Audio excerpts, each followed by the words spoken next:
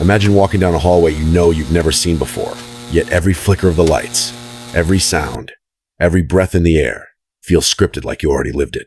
You pause, your chest tightens, and then it happens exactly as you remember it. The thud, the laughter, the shadow at the far end. Déjà vu. Most people laugh it off as a brain glitch. But what if it isn't? What if déjà vu is a warning, a memory bleeding through from a timeline where you didn't survive? Tonight, we're not talking about random coincidences. Is anyone there? These are 4 chilling real-life cases where déjà vu didn't just feel strange, it spiraled into something terrifying, life-threatening, and impossible to explain. Welcome to The Price Paid, where we uncover the stories that make your blood run cold and your reality feel fragile. Subscribe now, because once you've seen what we're about to show you, you'll never look at déjà vu the same way again.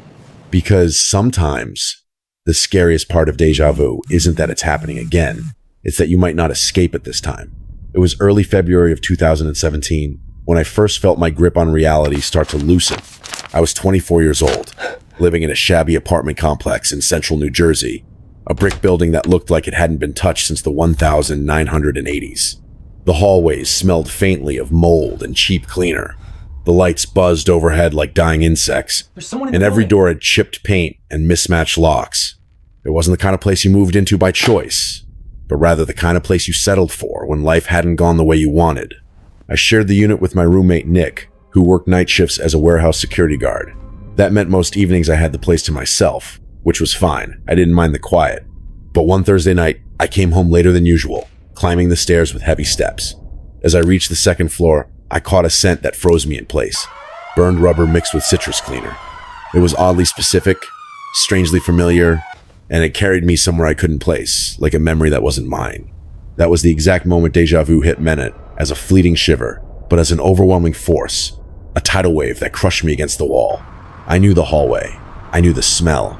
I knew the lights above me would flicker twice, that a muffled voice would shout from below, that a metallic crash would echo from the far end. My breath stopped in my chest as it unfolded just as I had known it would. I stood there, not scared yet, only stunned. The logical part of me tried to explain it away. Maybe I had dreamed this moment and forgotten until now. Maybe my mind was tricking me. But the following night, it happened again. This time, I was eating leftover Chinese food, watching TV, when suddenly I knew every line of dialogue that was about to be spoken, every background sound, even the vibration of my phone on the nightstand before it happened. It wasn't coincidence, it wasn't imagination. Something was bleeding into my present, something I wasn't supposed to know. For the next 5 days, it escalated. I began writing things down, time, place, detail stow, prove to myself that I wasn't insane. And each time, I was right. I predicted when Nick would text, when the neighbor's dog would bark, when a car alarm outside would scream into the night. The accuracy made me sick to my stomach. These weren't memories. They were reminders of a life I hadn't lived yet. Then came the dreams. They began simple, Nick, walking into my room, pale, drenched in sweat, whispering in a flat, unnatural tone. There's someone in the building. His voice was hollow, like a recording. Each night, the dream replayed exactly the same way. And then, one night, it wasn't a dream. At 3:12 a.m., my bedroom door creaked open. Nick stood there, soaked in sweat, and spoke the same words in the same lifeless tone. There's someone in the building. My stomach turned to ice. I grabbed a bat and followed him into the hallway. He pointed toward the stairwell. There was no one there. Yet the shadows looked wrong, shifting in ways shadows shouldn't. We called the police. They found nothing. I told Nick about the dream. His face drained of color. He looked at me and whispered, "I've been having them too." Neither of us spoke another word. The déjà vu stopped after that night, but the silence it left behind was worse. Sometimes, even now, I catch a flicker of Ida sound, a smell, a pulse in the air, and I wonder if it's about to start again. Because if that door opens once more and Nick's voice repeats those words, I don't think I'll be able to follow him this time. I've since moved out, but I still drive past the building occasionally. Every time I feel a pull in my chest, as if something wants me to go back. Not to face a ghost, not to meet a person, but to confront a decision I haven't made yet in this version of my life. Scissors. And the longer I resist, the more I feel like reality is waiting for me in that hallway, patiently, inevitably. Sometimes I imagine time as layers of old wallpaper, one pasted over the other, each pattern faintly bleeding into the next. Maybe déjà vu is when a tear appears in those layers, showing us a glimpse of what was or what will be. Maybe the hallway was a weak point, a seam between timelines. I tell myself I left it behind. But the truth is, I know it's still there, waiting. I was 17 the year my brother Chris finally convinced me to explore the woods behind our house. We grew up in a small town hemmed in by endless trees and forgotten trails. People whispered about old buildings hidden deep in the forest, abandoned farmhouses, half-collapsed barns, even rumors of a burned-down church, but they were always just stories to scare bored kids. Until one cloudy October weekend, when we had nothing else to do, and Chris said, "Let's go find that house." It was a cool afternoon, the kind of autumn day where the air feels sharp and the leaves bleed color underfoot. We packed water bottles and flashlights, told our mom we were hiking, and set off around 3. I'd been on plenty of trails before, but this one felt different. The moment my boots hit the narrow path, a strange familiarity wrapped around me like a cold breeze. What did you see? 10 minutes in, it became impossible to ignore. The broken fence post leaning at an angle I'd never seen it before, yet I remembered it. Chris walked ahead talking about school or girls, his voice muffled by the crunch of leaves, but I barely heard him. My attention was fixed on the déjà vu coiling tighter in my chest. I knew there would be a thick tree with a hollow trunk near the trail, and 5 minutes later we passed it exactly as I had pictured. I told myself it was imagination. Maybe my brain was stitching together pieces of other hikes. But with every step, more images surface in my mind. A 2-story house with green paint peeling from its boards, dead vines crawling up its walls, a broken step at the porch, a window cracked on the top floor. It was so vivid it almost felt like nostalgia for a place I had never been. We reached the house around 3:45. When it came into view, my stomach dropped. It was the same house I'd seen in my head down to the smallest details. Chris didn't seem surprised. He'd expected something creepy. But for me, it was like seeing a photograph of a dream.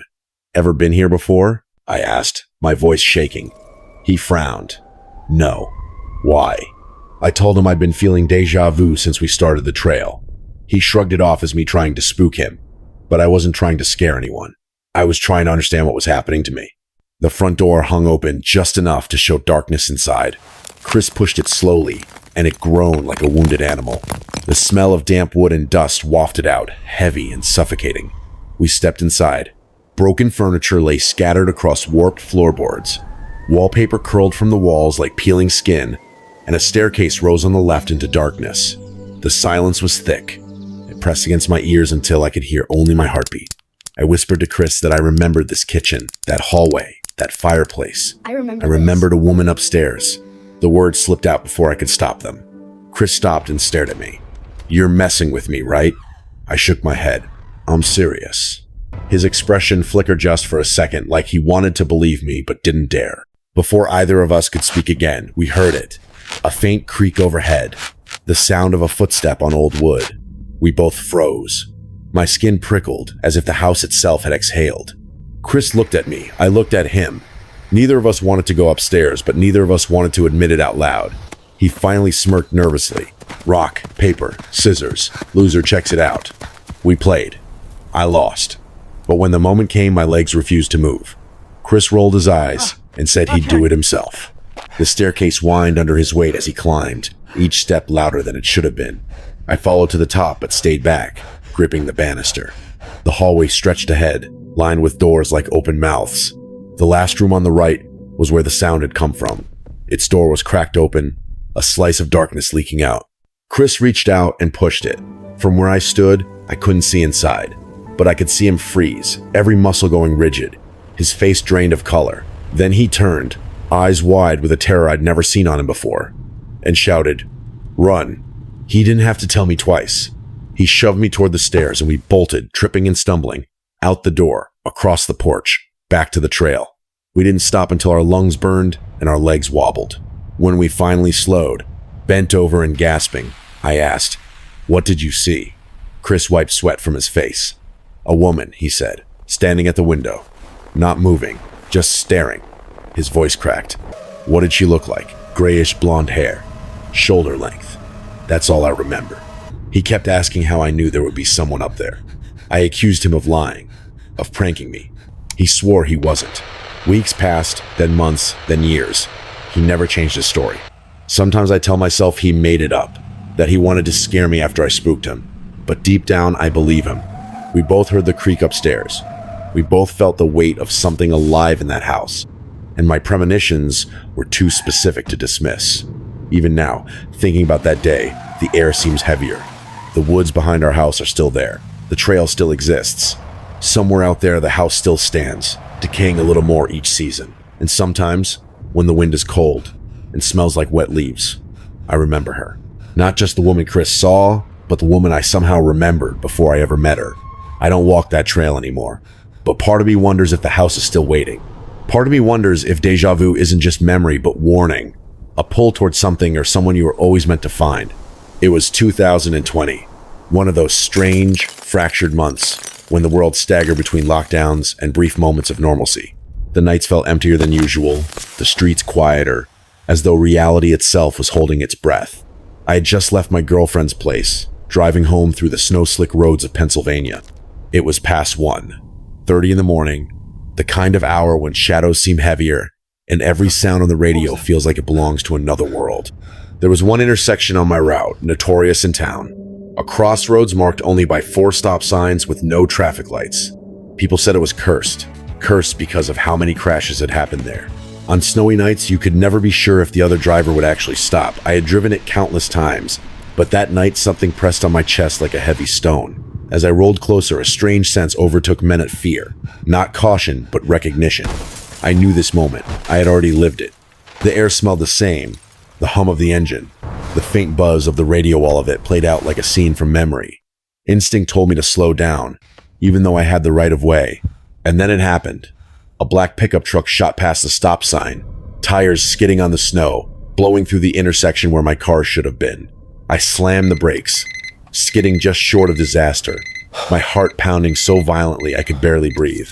The truck vanished into the night, its taillights bleeding red across the snow, leaving me trembling on the roadside.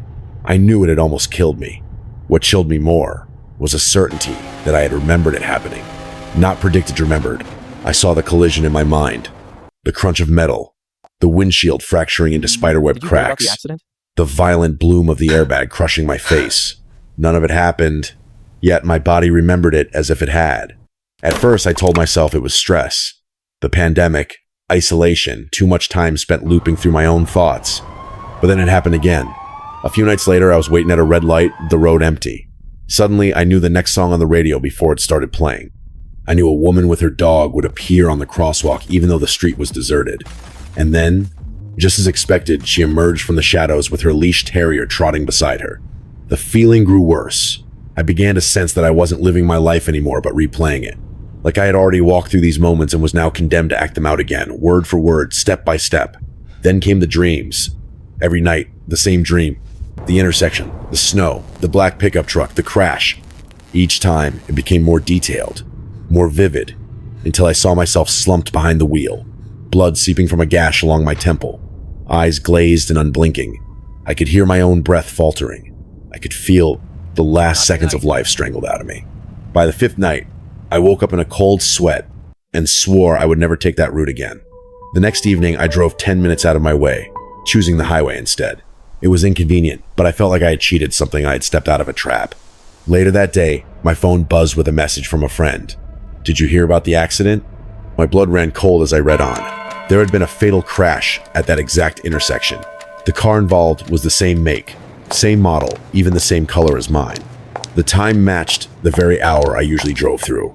Another driver, another life, but the ending was the one I had already dreamed. Ever since that night, I've wondered, was I remembering my own death in another version of reality? Was there a timeline where I didn't slow down, where the truck tore through me, and this life I live now is the lucky detour? Or did I slip, just for a moment, into the wrong lane of time and glimpse the cost of a future that never happened? I searched online for answers and found other people who described similar experiences, visions of accidents that never occurred, memories of events they swore hadn't happened yet. Many of them were tied to near-death moments, as if déjà vu were not a glitch of the brain, but a survival mechanism, a message from one version of ourselves to another. It haunts me. Because if time is not a line but a loop, constantly reloading, then maybe what we call luck is something far darker. Maybe every time we avoid disaster, It's not because of chance, but because another version of us already paid the Always. price. We feel the echo, Always. and in that echo, we act differently. To this day, I avoid that intersection. But every time I drive at night and the road ahead feels too familiar, I grip the steering wheel harder. Sometimes the streetlights flicker just right, the air feels the same, and my body stiffens.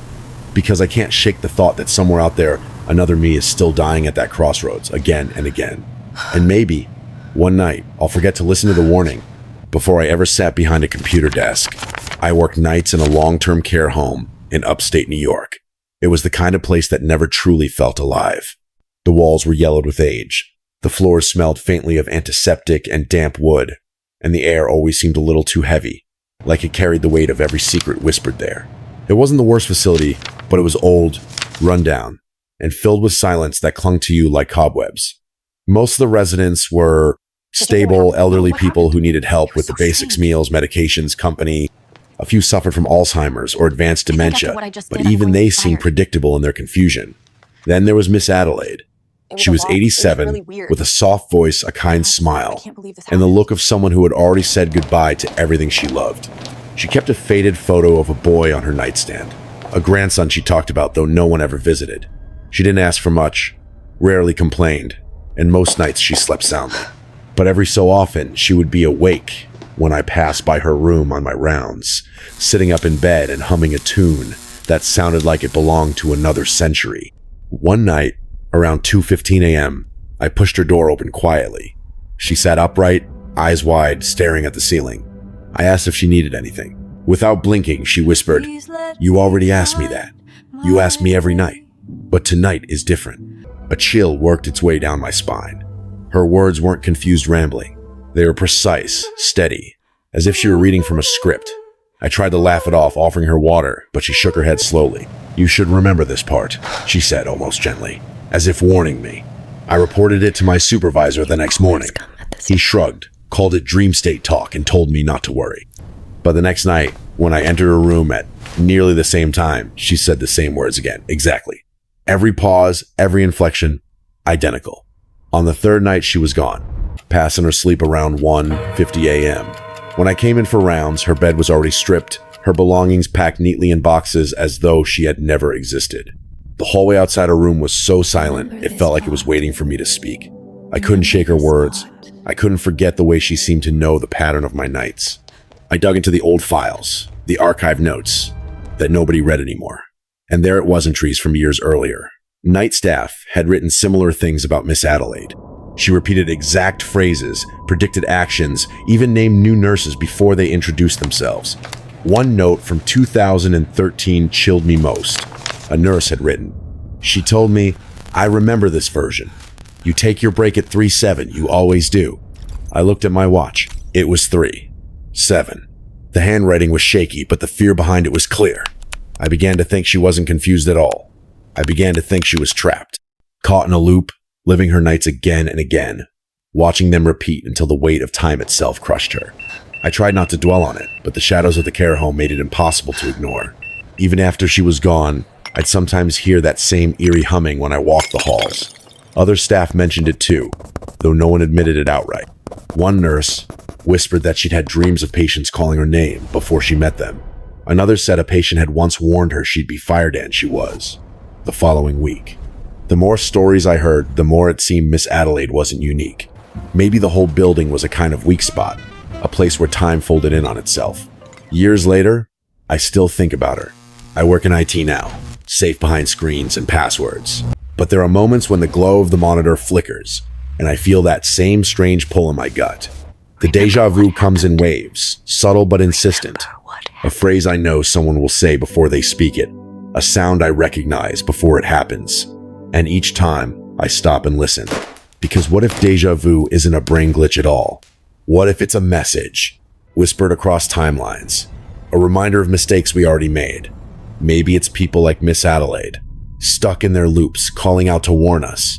I think of her most when I'm half asleep, on the edge of dreams. I hear the faint echo of her humming, that slow, haunting tune she carried with her through the nights. It follows me into sleep, and sometimes in that drifting space, I wonder if I become part of her memory too. Maybe she remembers me in some other version, Maybe I'm the one repeating, You've been here and this before. life I'm living is just another layer pasted on top of the last. What terrifies me isn't that she knew my routine. It's that she expected me to remember it too. What ties all four of these stories together is something most of us have brushed off at some point in our lives. Déjà vu. We laugh about it when it happens, when a conversation feels oddly familiar, when a street corner makes us pause, when a moment repeats itself in the strangest way. But what if it isn't just the brain misfiring? What if it is something deeper, something darker, something leaking in from another layer of reality? In New Jersey, a man and his roommate both dreamed the same dream before it bled into reality. The hallway of their crumbling apartment became more than a hallway. It became a fracture line, a seam between timelines where knowledge of the future slipped through and dragged them into a nightmare. In the woods, two brothers stumbled into a house that one of them remembered before he had ever set foot inside. He recalled a woman waiting upstairs, and when the door creaked open, there she was, motionless, staring, timeless. It was not a dream, not a trick, but something he had already lived, or perhaps something he was always destined to find. On a snowy Pennsylvania road, another man felt the heaviness of death before it struck. He remembered the crash, the broken glass, the breath leaving his lungs. By listening to that impossible memory, he survived while someone else at that same intersection, in the same kind of car, met the fate he avoided. Was it luck? Or was it a glimpse into a timeline where his life had already ended? And then there was Miss Adelaide, 87 years old, stuck in a care home, where she repeated words with frightening precision. She seemed to know the future, or rather, she seemed to know the version of reality that had already played out countless times before. Her humming still lingers in the memories of those who worked the night shifts, like an echo caught in a loop, reminding us that time doesn't always move forward the way we think. These stories are not proof. They are not science. But they are testimonies of something that shakes the foundation of what we call reality. Maybe déjà vu is not a glitch, but a warning, not confusion, but memory, not imagination, but survival. Maybe it is the voice of another version of ourselves, screaming across timelines, begging us to pay attention before we repeat the same ending again. So the next time you feel that strange, suffocating pull that tells you you've been here before, don't dismiss it. Stop. Listen. Because it may not just be a trick of the brain. It might be a decision waiting for you at the edge of reality. And whether you walk past it or fall into it, might make all the difference. Welcome to The Price Paid. Subscribe now, because here, every story is more than just a story. It is a reminder that the cost of knowing is never cheap.